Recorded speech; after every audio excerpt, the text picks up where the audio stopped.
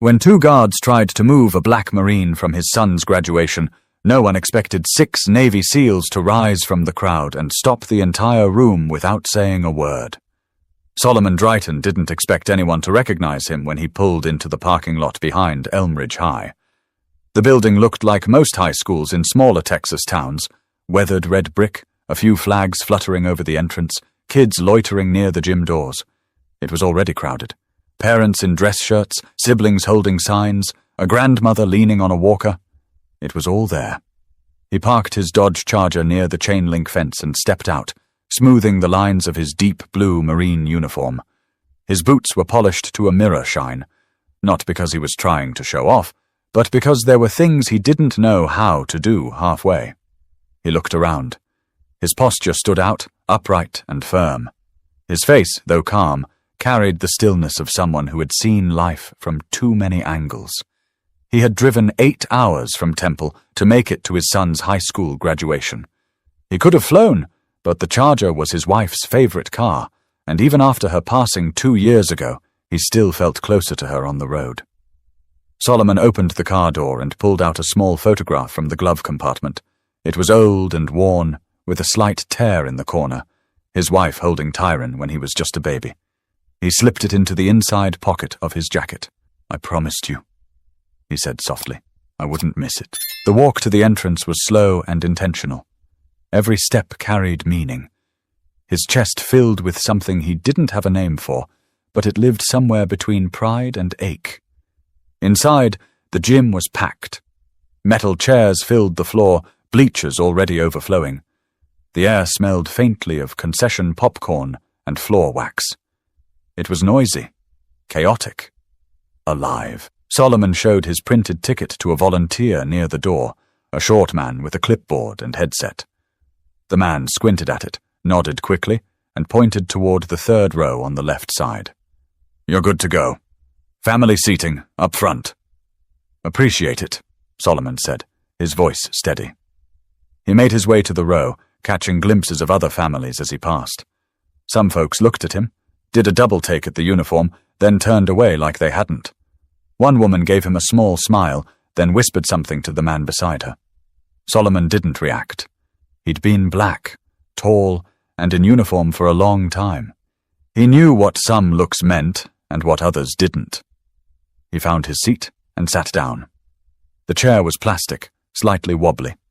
He adjusted it without complaint. In front of him, the stage was set.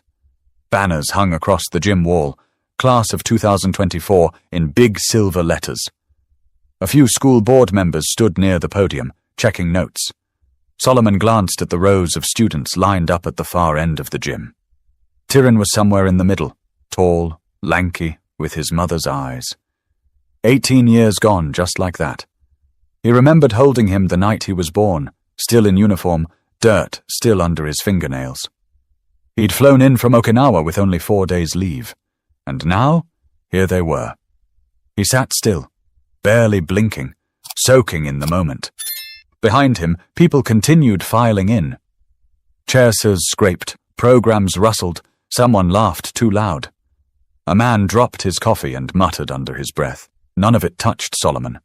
His world was narrowed to the stage, the rows of young faces and the weight of the photo against his chest. Then the music started. Pomp and circumstance. And the crowd rose to their feet. A few students looked nervous, others beamed. Solomon stood too, shoulders squared, arms at his sides. The national anthem followed. Everyone placed hands over hearts. Solomon didn't move. He didn't need to. His whole presence was a salute. He thought of his wife again, how she would have cried through the whole ceremony, how she would have fixed Tyron's tie 3 times before letting him leave the house. His eyes stayed forward.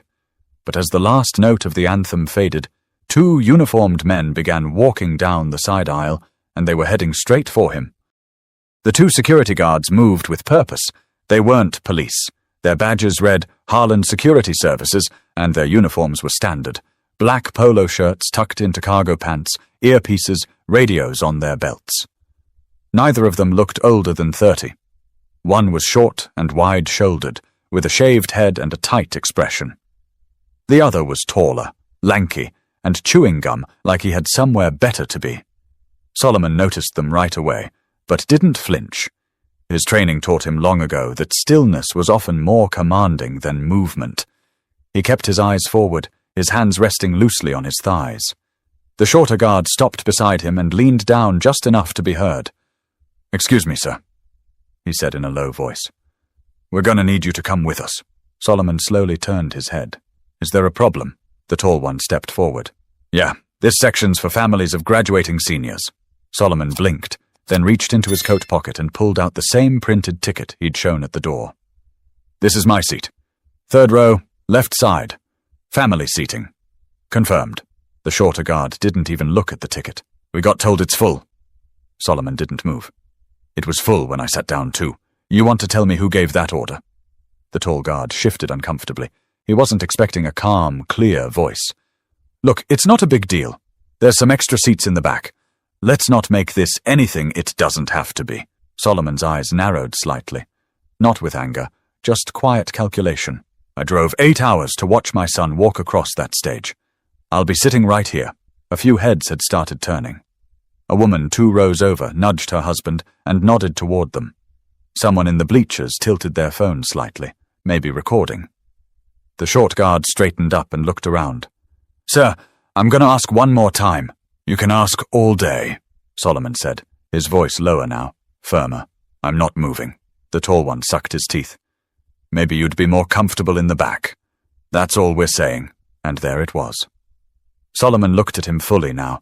That phrase wasn't about logistics. It wasn't about policy.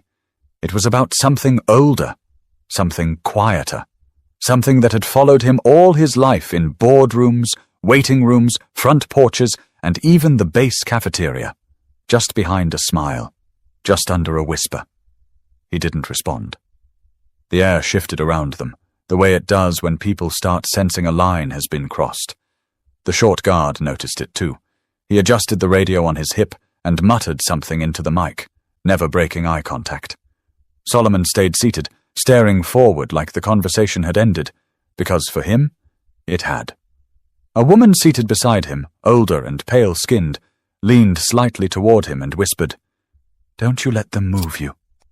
He nodded once, acknowledging her but saying nothing. He didn't want to make a scene.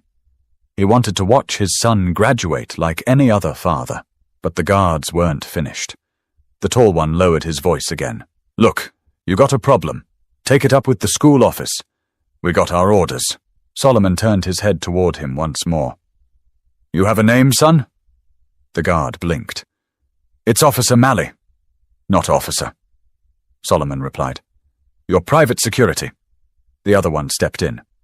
"All right, that's enough. If you don't stand up—" He didn't finish the sentence, because that's when the gym door at the far end clicked open, and 6 men walked in. No uniforms, no badges, just firm postures, squared shoulders, and faces that said they'd been through worse things than awkward stares and misjudged instructions. They didn't walk in together. They filtered in, one by one, taking different spots, like they weren't there together. But anyone watching closely could tell. They moved the same, watched the room the same, sat the same. Still, steady, and alert. Solomon didn't look back. He didn't have to. He knew exactly who they were, but the guards didn't. At least not yet. And they were about to find out. Solomon kept his focus on the stage. His jaw didn't move, but his mind was turning. He wasn't angry. Not yet. But something inside him clicked into place, like a switch he didn't use unless he had to. The one built for survival, for balance, for patience under pressure. The 2 guards didn't leave. They hovered. It was the kind of hovering that wasn't about doing a job. It was about trying to remind someone they had power. But what they didn't understand was that Solomon had lived in places where power was life or death, not some gym with folding chairs and a sound system. A student name was called from the stage, and the crowd clapped politely. But people weren't really paying attention to the ceremony anymore, not the ones nearby. They were watching the standoff, pretending not to. The taller guard, Malley, shifted his stance again. He leaned closer, voice quieter this time. "I'm trying to do you a favor here, all right? This doesn't need to get ugly. Solomon's eyes flicked to him. You don't have that kind of favor to offer. A pause. Mally drew back slightly, as if reconsidering his next move. But the shorter one, Garvin, according to his badge, was less subtle. He didn't like being challenged. His hand hovered near the radio again. A few rows behind, a man stood up slowly. Nobody noticed at first.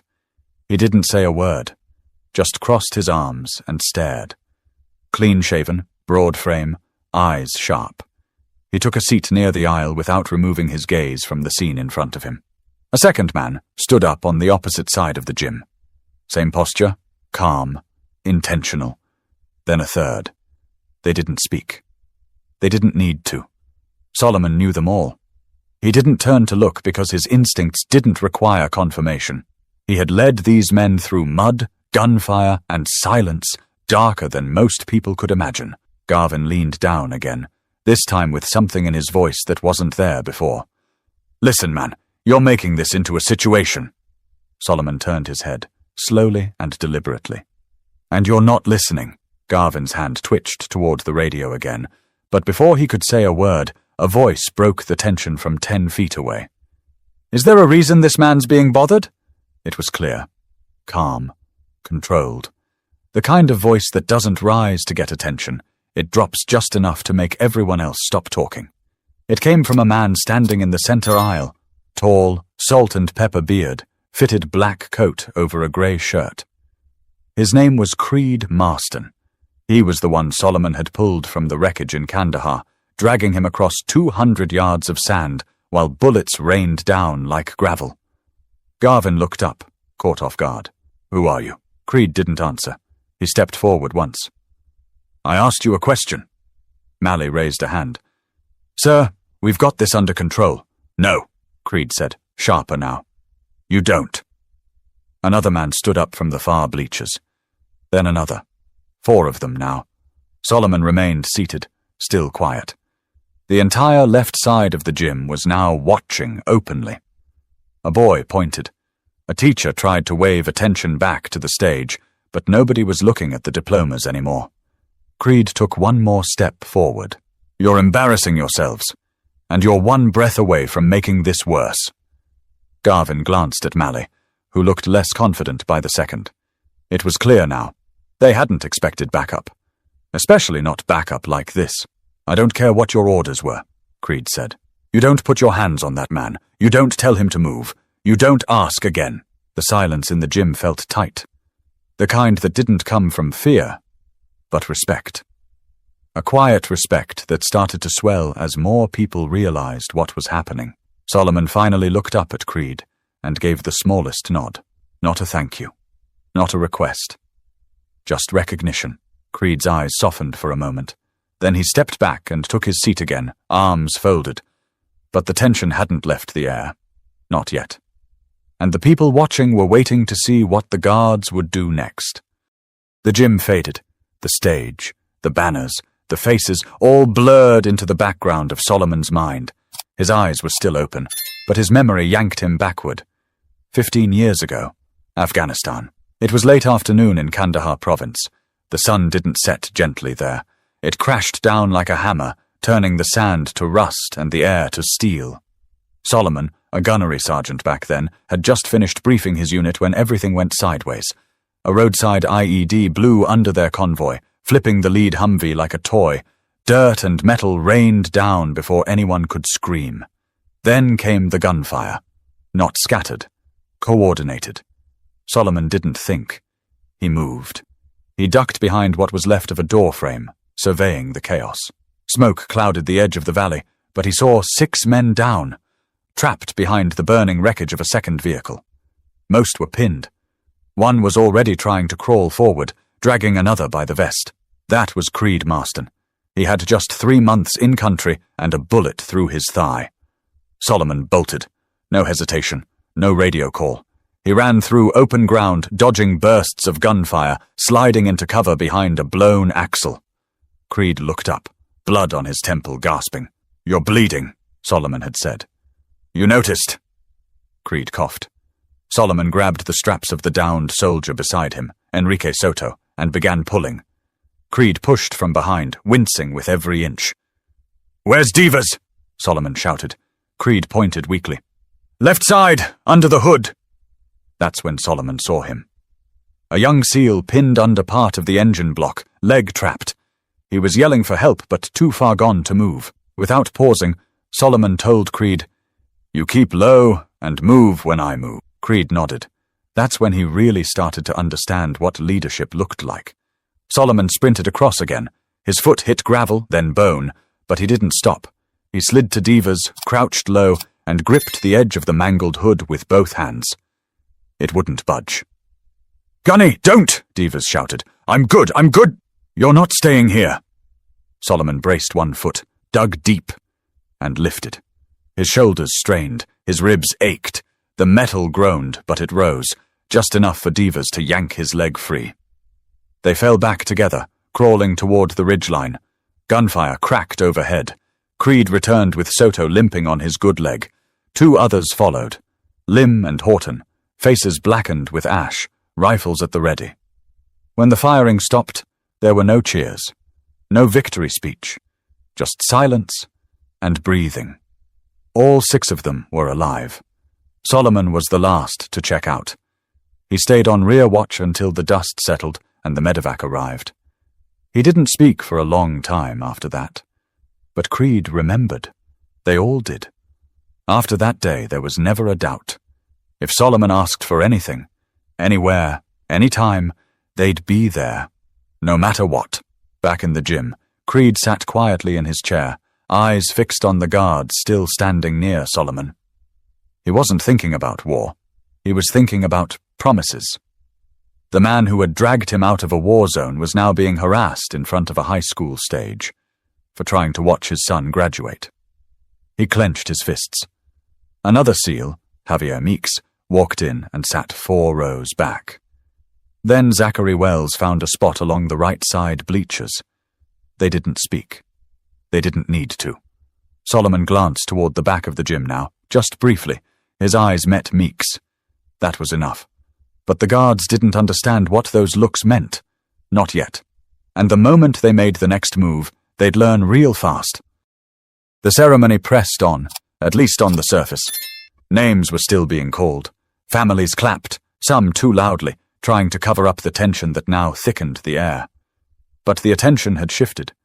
Eyes that had once been glued to the stage now kept drifting toward the 3rd row on the left, where Solomon Drayton sat like a statue, and 2 guards stood like they didn't know what to do next. Garvin glanced toward the front where a school official tried to get his attention. The woman looked nervous, mouthing something and gesturing subtly toward the guards. But Garvin shook his head. He wasn't ready to walk away. He'd started something, and his ego didn't know how to back down. Malley shifted his weight again, his jaw working harder now on the gum, clearly uncomfortable. But he hadn't walked away either. "Sir," Garvin said again, this time louder. "This is your last warning." Solomon didn't move. To do what exactly? Garvin stepped forward, leaning in so close his belt brushed Solomon's knee. "To stop making a scene. We don't want any trouble. Just move to the back." Solomon turned his head and looked him dead in the eye. "You're the only one causing trouble." Garvin's nostrils flared. That's when it slipped. "You think wearing that uniform makes you better than everybody else? This is a high school, man, not your base." A hush fell across the rows around them. A little girl stopped squirming in her seat. A dad with a camera froze mid-zoom. Even Malley took a half step back, like the words had landed heavier than he expected. Solomon didn't blink. He took a breath, not to calm himself, but to stay grounded. "You need to walk away." Garvin didn't. Instead, his hand dropped to the front of his belt, not on a weapon, but near enough to feel threatening. And that's when Creed stood up. He didn't yell. He didn't posture. He just stepped into the aisle, slow and focused, like the conversation had become his business now. The gym wasn't dead silent, but close. Creed's voice was clear. "If you touch him, you'll answer to me." Garvin turned his head. "And who the hell are you?" Creed took another step forward. "The man who's telling you this ends right now." One of the school board members noticed what was happening and whispered something to the principal. An assistant principal got up and started moving toward the back of the gym, probably calling someone on the walkie clipped to her side. The school staff was finally realizing this wasn't going to die down quietly. More SEALs rose from their seats, spread across the room. No formation, no spoken cue, just a unified instinct that kicked in all at once. By now, all 6 were standing. Garvin looked around, realizing they weren't just dealing with some angry parent. Something was different. These men didn't fidget. They didn't shift from foot to foot. Their presence filled the space like pressure before a storm. Creed took a step closer. You've got 2 choices. Walk away now, or watch this go somewhere you don't want it to go. Mally's voice finally cracked through. Let's just back off, man. But Garvin still hesitated. Solomon spoke again, not to Garvin, but to Creed. Don't waste your breath. He already made his decision. Creed didn't smile. He just lowered his voice one last time. Don't mistake silence for weakness. Finally, Garvin stepped back. Not much, but enough. His hand dropped away from his belt. His face burned, but he was outnumbered and outclassed. The principal appeared near the aisle, whispering quickly to the guards. Whatever she said was quiet, but firm enough to send them both walking toward the back exit. They didn't look at anyone on their way out.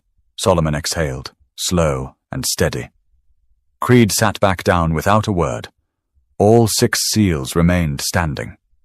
But the moment still hung in the air, and Tyron Drayton was watching everything from the lineup of students, his hands clenched at his sides. Tyron Drayton was near the center of the graduating class, standing in line between a girl with bright braids and a boy whose gown kept slipping off his shoulders. They were trying to focus on the ceremony, laughing nervously and checking their name cards like the world was normal. But Tyron's world wasn't.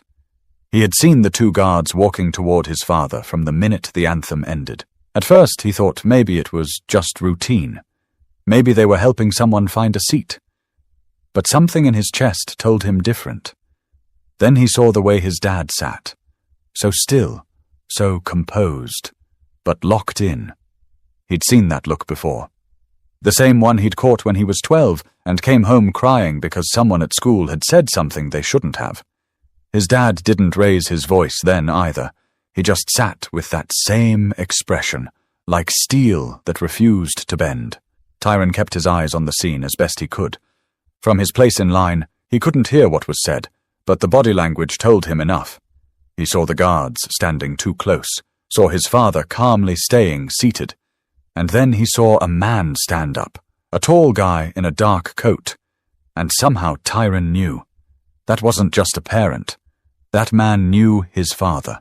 The way he moved, the way he placed himself between the guard and the row, it was clear. He wasn't there for drama. He was there for Solomon Drayton. Then another man stood, and another.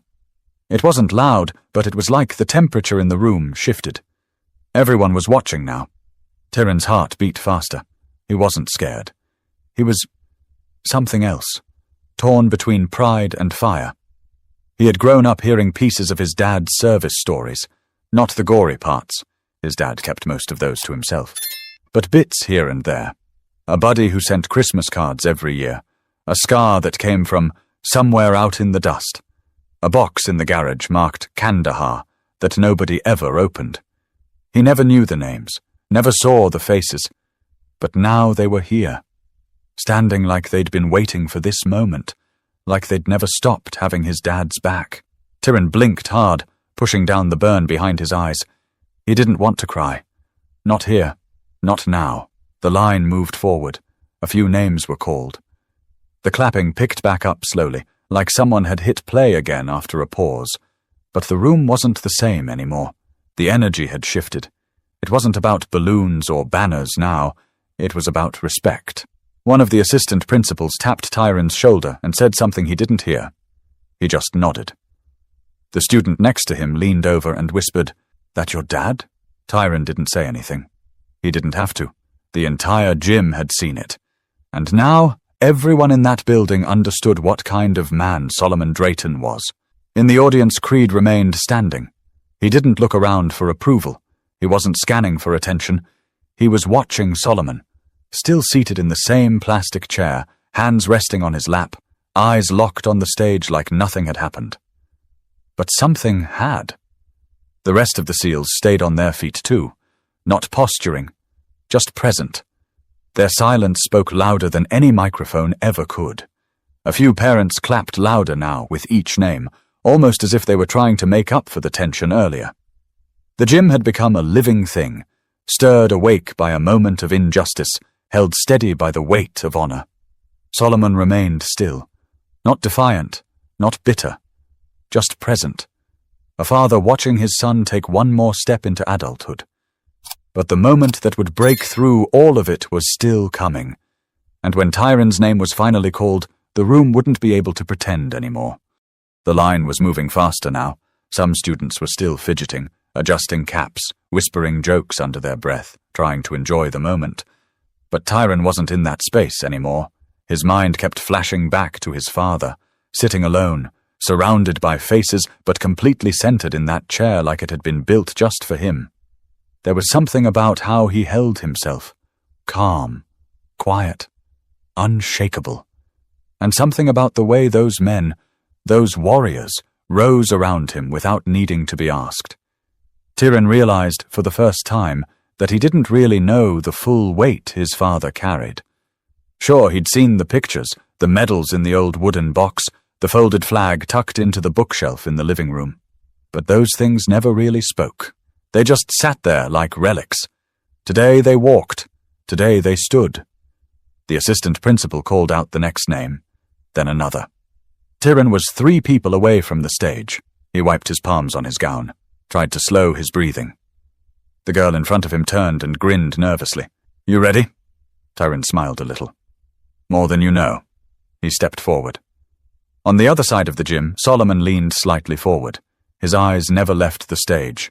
He didn't clap for every student, not out of disrespect, but because his focus had narrowed to the boy in the black robe with the red and white honor cords. The boy who looked so much like his mother when he smiled. 1 name. 2 names. Then the announcer paused for a second, cleared her throat, and spoke with a bit more weight than before. "Tyron Drayton," the name echoed. There was a beat of silence, half a second, maybe less, before the room erupted. Clapping, whistling, cheering. But what stood out wasn't the volume, it was the rhythm of it. The sound wasn't chaotic, it was deliberate, coordinated, deep. The 6 SEALs, still standing, raised their hands and applauded in perfect unison. Each one clapped with force, not performance. A salute without the salute. A gesture that said, "We see you. We see your father. We honor both." Tyron walked across the stage slowly, chin high, steps steady. His heart pounded, but it wasn't nerves, it was pride. And not just pride in himself, it was the pride of knowing exactly who his father was and what it meant to carry that last name. He took his diploma from the principal, shook her hand, and turned toward the audience. His eyes scanned for one person. Found him. Solomon didn't wave, didn't stand. He just met his son's eyes and gave the smallest, most meaningful smile of the day. Tyron nodded once and stepped off the stage. The applause still hadn't died down. Parents who hadn't said a word all ceremony were now clapping hard. Some stood. A few wiped their eyes, not sure exactly why, but feeling like they'd just witnessed something that mattered. Solomon sat back in his chair and let the moment wash over him. He wasn't the kind of man to cry in public. But inside, something loosened. Not grief, not pain, just release. The kind that only comes when the circle feels complete, even if it never really is. The other names continued. But something had shifted. From that moment on, every student who walked the stage walked in the echo of what had just happened. Not because it was dramatic, not because it was viral, but because it was real. But the story didn't end with the applause, and when father and son met again outside the gym, it would be more than just a proud hug. It would be the passing of something deeper. The final name was called 20 minutes later. Everyone stood as the graduating class threw their caps, screamed with relief, and hugged like they hadn't seen each other in years.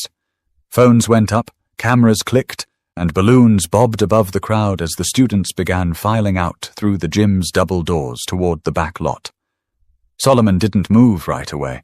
He sat quietly as the noise swelled around him, soaking it all in. The music, the laughter, the flash of silver and red gowns sweeping by. His eyes followed Tiran as he disappeared into the hallway with his classmates. A teacher gave him a high five. Another pulled him in for a side hug. But even with all the chaos, Tiran turned once, just once, and looked back. Solomon caught it. A brief glance, but it held everything. "Did you see me?" And Solomon's expression gave the answer, every second. The crowd began to thin. People shuffled out with flowers and balloons, congratulating each other in loud bursts. Solomon stood slowly, stretching his legs, feeling the weight of sitting in one position for too long. Creed walked over as the gym emptied.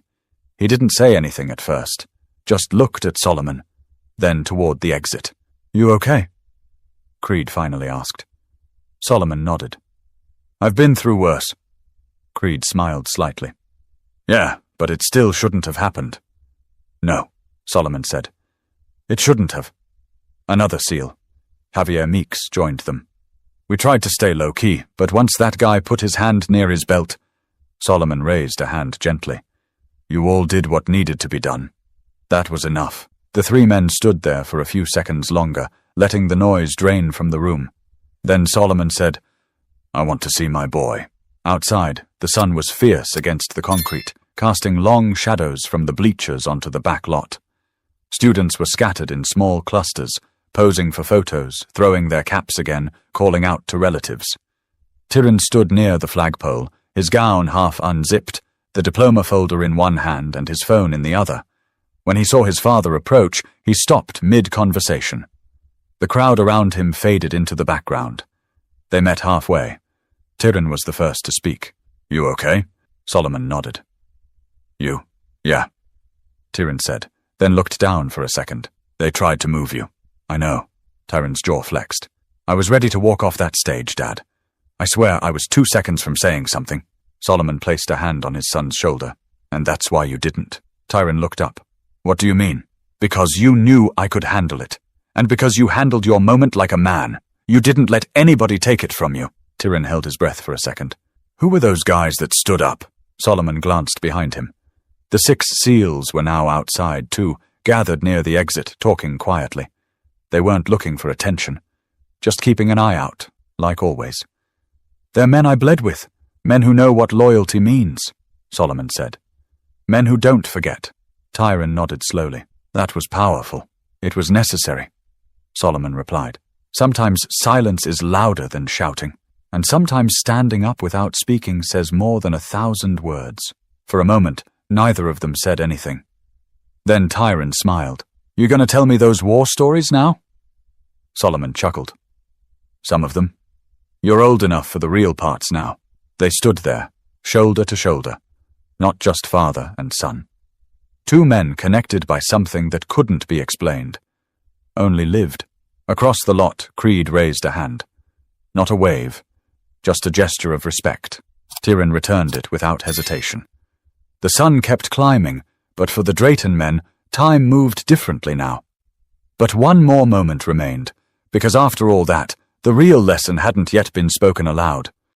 Most of the crowd had cleared by the time Solomon and Tiran walked back to the parking lot. A few families still lingered, laughing around folding chairs or loading up trunks with flower arrangements and graduation gifts. But the buzz had quieted, and the sun had softened into early evening light. Solomon unlocked the Charger, the same one his wife used to drive to parent-teacher meetings and weekend road trips. Tiran paused at the passenger door, running his fingers along a scratch near the handle. "She would have been screaming the loudest today," he said softly. "She would have made you retake every photo until your smile looked just right." Solomon replied, managing a grin. They climbed in, shutting the doors behind them. The car was warm from the sun, but it felt like a cocoon, sealed off from the rest of the world for a few breaths. Tiran turned to face his father. "I gotta ask, why didn't you say anything to those guards? You just sat there." Solomon tapped the steering wheel once, then turned to him. "Because I don't have to stand up for who I am, and I don't need to raise my voice to be heard." Tyron looked out the window for a second, chewing on that. You know how many times in my life I've had to choose between letting something slide or blowing it up? Solomon continued. That moment today, what those men tried to do, it wasn't new, but how we respond. That's what defines us. But they disrespected you, Tyron said, in front of everybody. Yes, Solomon said, and everyone saw it. But they also saw the truth. They saw 6 men who had every reason to be somewhere else stand up, not because I asked, because they knew what that moment meant. Tyron sat with that. Son, Solomon said, life will hand you 100 chances to react with anger, and sometimes anger is justified, but most times silence cuts deeper, dignity sticks longer. That's what people remember. He reached into his jacket and pulled out the folded photo, the one of Tyron as a baby, his late wife cradling him. I carried this with me through Kandahar. I carried it through losing your mom. And I carried it here today. Not because it gives me strength, but because it reminds me of what's worth protecting. Tyron's voice dropped. You always knew who had your back. Solomon smiled. I didn't need to know. I just had faith. Real men don't vanish when things get uncomfortable. They show up, and they stand. There was a pause before Tyron spoke again. I want to be like that. Like you. You already are, Solomon said. You walked that stage with pride. You didn't let anger steal your moment. You stayed grounded, even when everything around you was trying to throw you off balance. Outside the car, the last of the SEALs were getting into their vehicles. Creed gave one last look toward the Charger before driving off. Solomon nodded once. No words, just the quiet acknowledgement of something permanent. Tyron leaned back in the seat. So what now? Solomon turned the key in the ignition. The engine rumbled to life. Now we drive home. You get to choose dinner. Tyron grinned. Waffle House? Solomon chuckled. Of course. As they pulled out of the lot, the school faded behind them. But the memory of what happened inside that gym wouldn't fade anytime soon, for anyone who was there. And for Tyron, that day would mark something far greater than a diploma. It was the day he realized manhood had nothing to do with noise and everything to do with how you carry yourself when the world stops watching. Some people shout to be seen. Others just sit in silence and are never forgotten. If this story moved you, don't forget to subscribe. Share it with someone who needs to be reminded what true strength looks like.